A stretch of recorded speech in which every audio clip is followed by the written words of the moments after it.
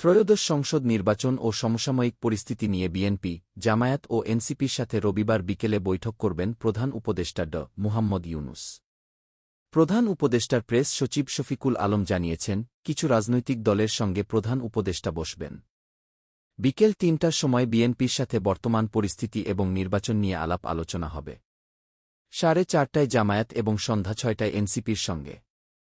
প্রধান উপদেষ্টা মুহাম্মদ ইউনূসের নেতৃত্বে শনিবার যমুনায় অনুষ্ঠিত সভায় এ সিদ্ধান্ত নেওয়া হয়েছে জানিয়ে শফিকুল আলম বলেন, বৈঠকে কয়েকজন উপদেষ্টার পাশাপাশি জাতীয় নিরাপত্তা উপদেষ্টা খলিলুর রহমান এবং প্রধান উপদেষ্টার স্বরাষ্ট্র বিষয়ক বিশেষ সহকারী খোদা বখশ চৌধুরী উপস্থিত ছিলেন।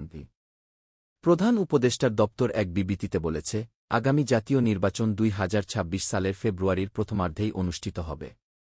বাংলাদেশের জনগণের প্রতি এটি অন্তর্বর্তী সরকারের একনিষ্ঠ অঙ্গীকার। নির্বাচন বিলম্বিত বা বানচাল করার জন্য সকল ষড়যন্ত্র, বাধা অথবা প্রচেষ্টা অন্তর্বর্তীকালীন সরকার এবং আমাদের গণতন্ত্রপ্রেমী দেশপ্রেমিক জনগণ দুইভাবে প্রতিহত করবে।